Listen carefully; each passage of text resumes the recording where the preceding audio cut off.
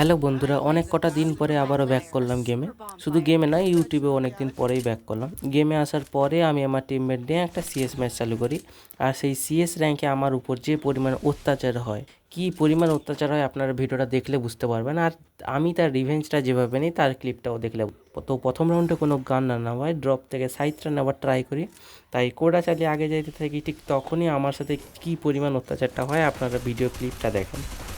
মানে কি পরিমাণ অত্যাচার! একদিকে মোস্ট ক্যারেক্টার, তার উপর ড্রপের 2টা বাড়ি, হেলথ তো অর্ধেক, তার উপর থেকে সাইজটাও পাইলাম না।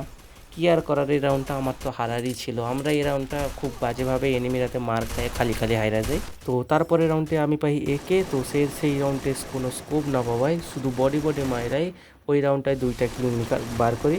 তারপরে আসে সেই রিভেঞ্জ টাইম। আপনারা এই ভিডিও ক্লিপটা দেখেন, তারপরে বুঝতে পারবেন, ঠিক আছে? তো এখানে আমি পাই MP40, কোটা চালায় সামনের দিকে যাইতে থাকি। যাইতে যাইতে দেখি ওয়ালের সেপাশে 2জন কভারে দাঁড়ায় মেডি করতেছে। তো আমি আর কিছু না ভাবে সোজা রাশ কইরা দিই। রাশ করার পরে এখানে ফাইট সিনটা দেখেন।